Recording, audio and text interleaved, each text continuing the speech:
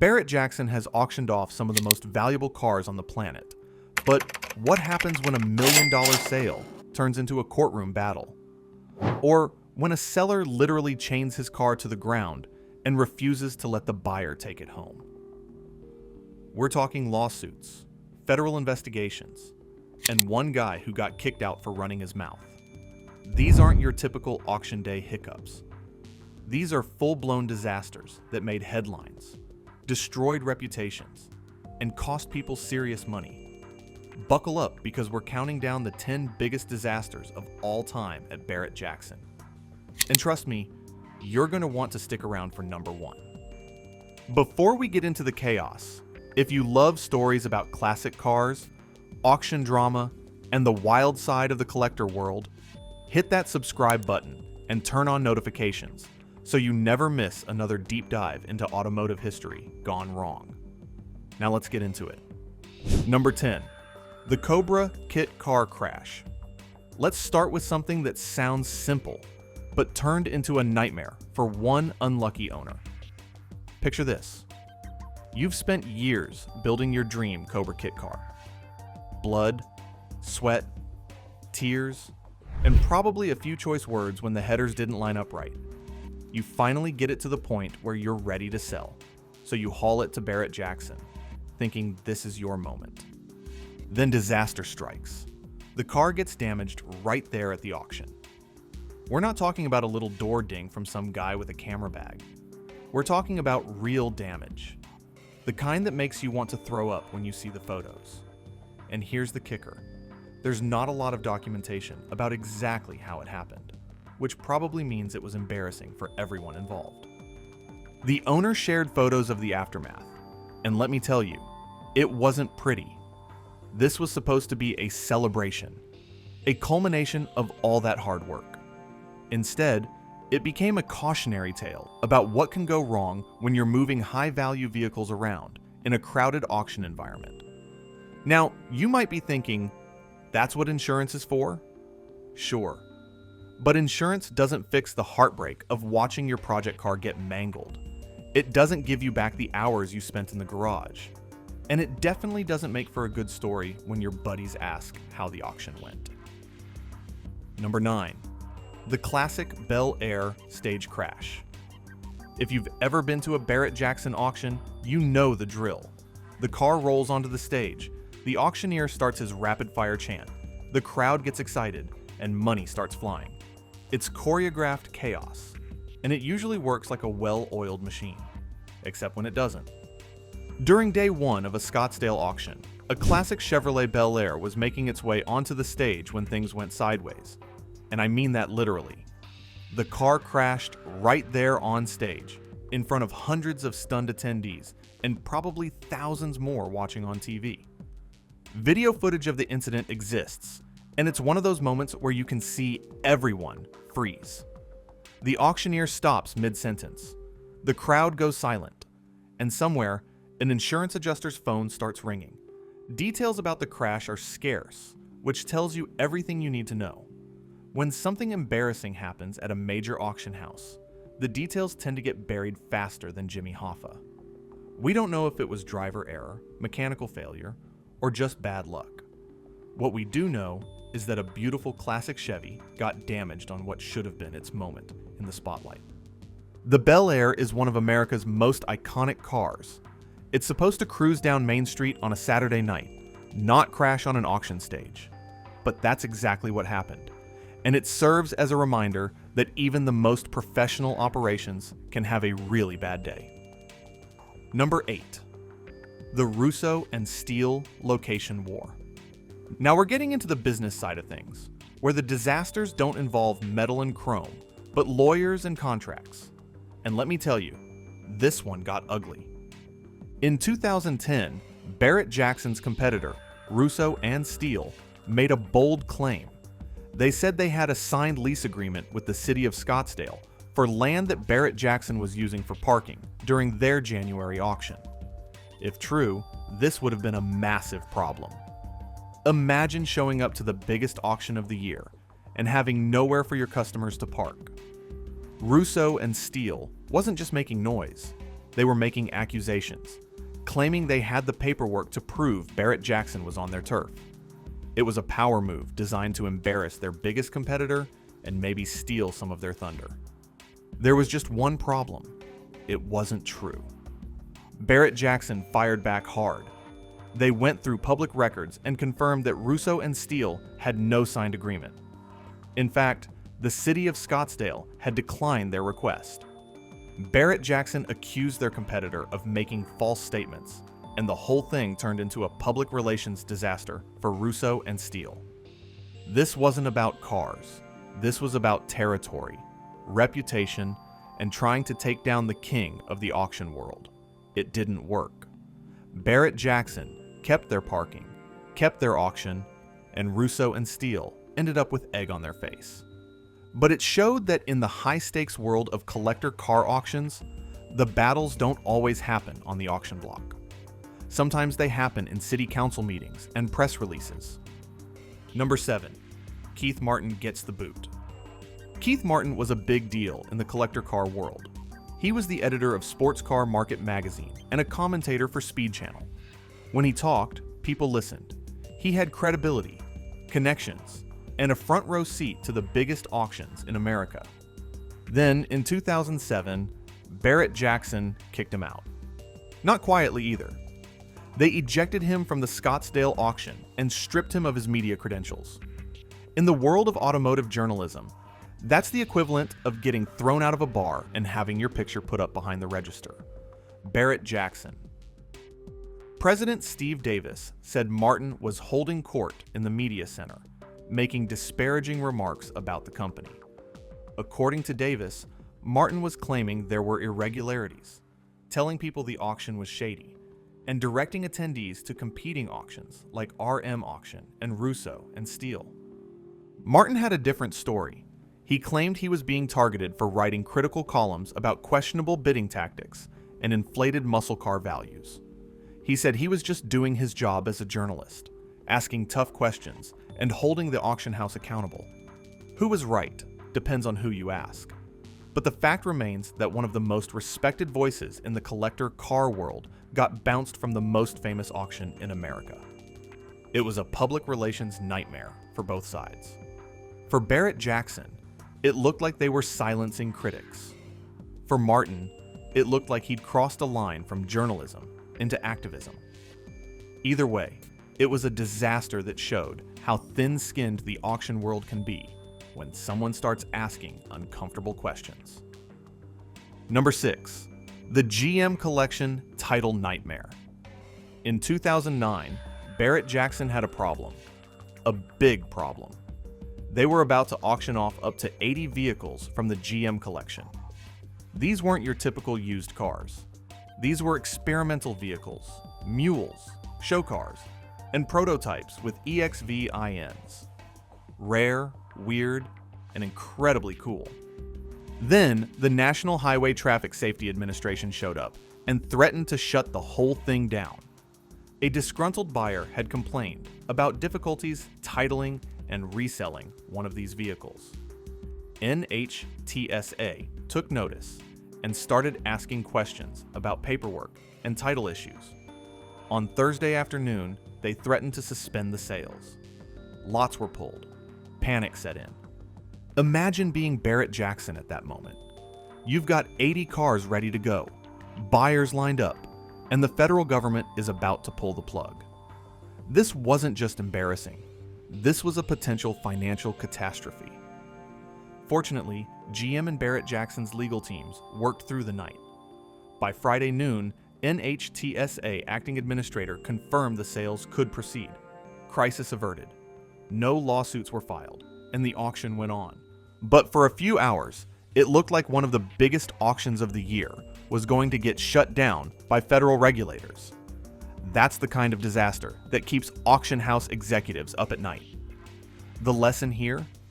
When you're dealing with experimental vehicles and unusual VINs, you better have your paperwork in order, because the federal government doesn't care how cool your car is if you can't prove it's legal to own. Number 5. The Billy Graham Rolls-Royce. That wasn't. Provenance is everything in the collector car world. A car owned by a celebrity, a president, or a famous figure can be worth 10 times more than an identical car with no history. That's why people pay big money for cars with documented ownership by the rich and famous. It's also why Barrett-Jackson pulled a 1966 Rolls-Royce Phantom Phi limousine from their 2020 Scottsdale auction at the last minute. The car was supposed to have been owned by evangelist Billy Graham. If true, that would have made it incredibly valuable. Billy Graham was one of the most famous religious figures in American history. A car with his name attached would have been a major draw. There was just one problem. Barrett-Jackson's verification team couldn't prove it. They dug into the history, checked the paperwork, and came up empty. There wasn't sufficient evidence to confirm Billy Graham ever owned the car, so they pulled it from the lineup. This wasn't the first time either. In 2011, they'd done the same thing with an ambulance that was supposedly connected to JFK. When they couldn't verify the claim, they pulled it. On one hand, you have to respect Barrett-Jackson for doing their due diligence. They could have let the car go through, made their commission, and walked away. Instead, they protected their reputation and their buyers by refusing to sell a car with questionable provenance. On the other hand, imagine being the seller. You've been told your car has this incredible history. You've probably been bragging about it for years. Then, right before the biggest payday of your life, the auction house says, "Sorry, we can't prove it." That's a disaster. It's a reminder that in the collector car world, stories are only as good as the documentation that backs them up. Number 4. The 1957 Thunderbird misrepresentation case. In 2010, Gary Castle bought a 1957 Ford Thunderbird convertible at Barrett-Jackson. The car card said it had undergone a professional off-body restoration and was in drivable condition. Castle believed what he read, placed his bid, and took the car home. Then, reality set in. The car wasn't what it was advertised to be. Castle claimed the car card was false and misleading. He filed a consumer fraud lawsuit, arguing that Barrett-Jackson had misrepresented the vehicle's condition. Barrett-Jackson's defense was simple. Read the fine print. The bidder agreement explicitly stated that the auction house makes no representations or warranties about the vehicles. They're just the middleman. They provide a platform for buyers and sellers to meet. What happens after that is between those two parties. The Arizona Court of Appeals agreed and dismissed the case. Castle lost. Now, you might think that's the end of the story. Barrett-Jackson won. Case closed. But here's the thing.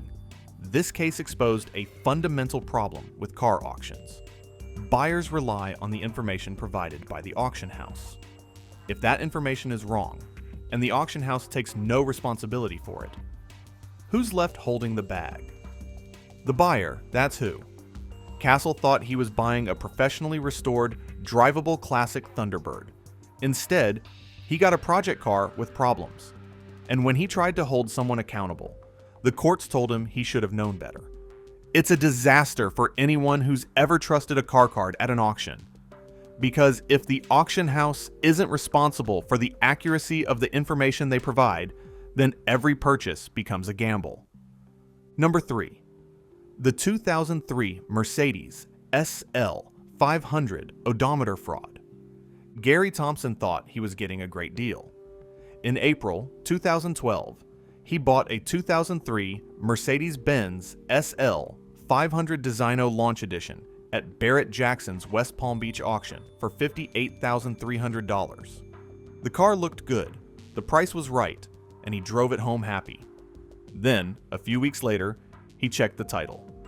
The odometer showed 89,967 miles, but the title indicated this was not the actual mileage. Thompson pulled a Carfax report and discovered service record anomalies that suggested the odometer had been tampered with. He'd been scammed. Thompson filed a federal lawsuit, claiming he'd been sold a car with a fraudulent odometer reading. Barrett-Jackson defended themselves by pointing to the window stickers that warned mileage to be non-actual. They argued they were just intermediaries and had no responsibility for verifying the accuracy of the odometer. Here's the problem. Who reads the fine print on a window sticker when you're caught up in the excitement of an auction? You're watching the bids climb, your adrenaline is pumping, and you're making split-second decisions about whether to raise your paddle. You're not carefully reading disclaimers about mileage accuracy. Thompson paid nearly $60,000 for a car that wasn't what it appeared to be. The odometer had been rolled back, the service records didn't match, and he was left with a vehicle worth significantly less than what he paid.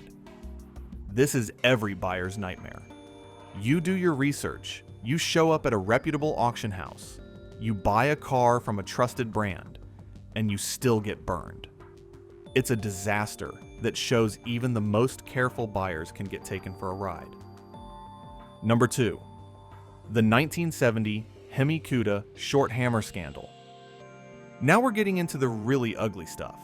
The kind of disaster that involves chains, defamation lawsuits, and a guy who was so angry he made it his mission to destroy Barrett-Jackson's reputation. In January 2007, David L. Klabwesh brought his 1970 Plymouth Hemi Cuda to Barrett-Jackson's Scottsdale auction. This wasn't just any Cuda. This was a 426 Hemi, one of the most desirable muscle cars ever built. Klabwesh expected it to bring serious money. It didn't. Klabwesh was furious with the sale price. He accused Barrett-Jackson of short hammering, which means artificially keeping the bids low to benefit a preferred buyer. He claimed there was a conspiracy between the auction house and the buyer to cheat him out of what his car was really worth. So he did something crazy. He physically chained the car's tires to prevent the buyer from taking it. Then he posted defamatory signs in high-traffic areas, accusing Barrett-Jackson of fraud and corruption. Barrett-Jackson sued him for defamation. The case was settled on January 7, 2008. Klabwesh issued a notarized statement retracting all his claims and exonerating the company. He admitted he was wrong, apologized, and the whole thing went away. But the damage was done. For months, Klabwesh had been publicly trashing Barrett-Jackson's reputation. He'd accused them of rigging auctions, conspiring with buyers, and cheating sellers. Even though he eventually admitted he was wrong, the accusations had been out there for everyone to see. This is a disaster on multiple levels. For Klabwesh, it meant a lawsuit, a public apology, and the humiliation of admitting he'd been wrong. For Barrett-Jackson, it meant months of dealing with a guy who was actively trying to destroy their reputation. And for everyone watching, it raised uncomfortable questions. Was Klabwesh just a sore loser? Or was there something to his accusations? Did Barrett-Jackson really short hammer the sale? Or did the car just not bring what Klabwesh thought it was worth? We'll never know for sure.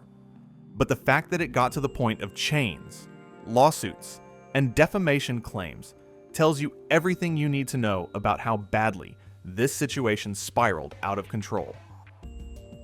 Number 1. The 2024 data breach and class action nightmare. And now we've reached the biggest disaster in Barrett-Jackson history. This one doesn't involve a car. It involves something much more valuable: your personal information. On or around November 25th, 2024, Barrett-Jackson suffered a cyber attack. Hackers gained access to their systems and stole customer and employee information. We're not talking about email addresses and phone numbers. We're talking about social security numbers, driver's license numbers, passport numbers, financial account details, payment card information, health insurance data, and even COVID-19 vaccine results. Everything. The breach affected approximately 1,700 people across multiple states. In Texas alone, 1,794 people were impacted. In Washington, 944 people. And those are just the numbers we know about. Barrett-Jackson didn't notify affected individuals until July 31st, 2025. That's more than 8 months after the breach occurred. 8 months where people's most sensitive information was potentially being sold on the dark web, used for identity theft, or worse. Multiple law firms are now investigating class action lawsuits. At least one lawsuit has already been filed in Maricopa County Superior Court. And this is just the beginning. Think about what this means. If you've ever registered for a Barrett-Jackson auction, bought a car, sold a car, or even just signed up for their mailing list, your information might have been compromised.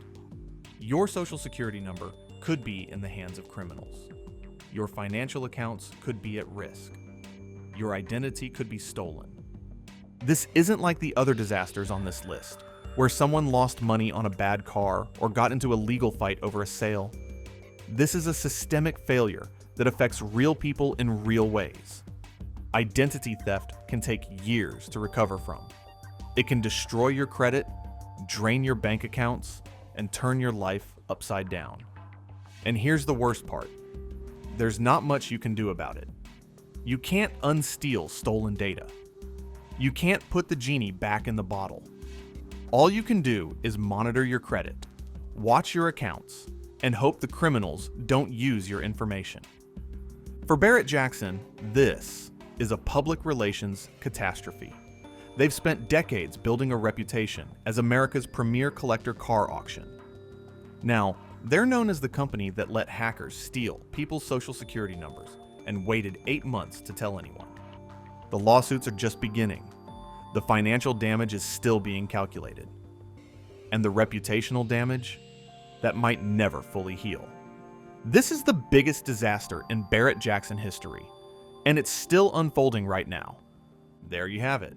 10 disasters that prove even the most prestigious auction house in America isn't immune to catastrophic failures. From chained Hemi Cudas to stolen social security numbers, Barrett-Jackson has seen it all. If you enjoyed this deep dive into the dark side of the collector car world, do me a favor and hit that like button. Subscribe to the channel so you never miss another story about the wild, weird, and sometimes disastrous world of classic cars. And drop a comment below telling me which disaster shocked you the most. Was it the guy who chained his Cuda? The federal investigation that almost shut down an entire auction? Or the data breach that's still making headlines? Thanks for watching, and I'll see you in the next one.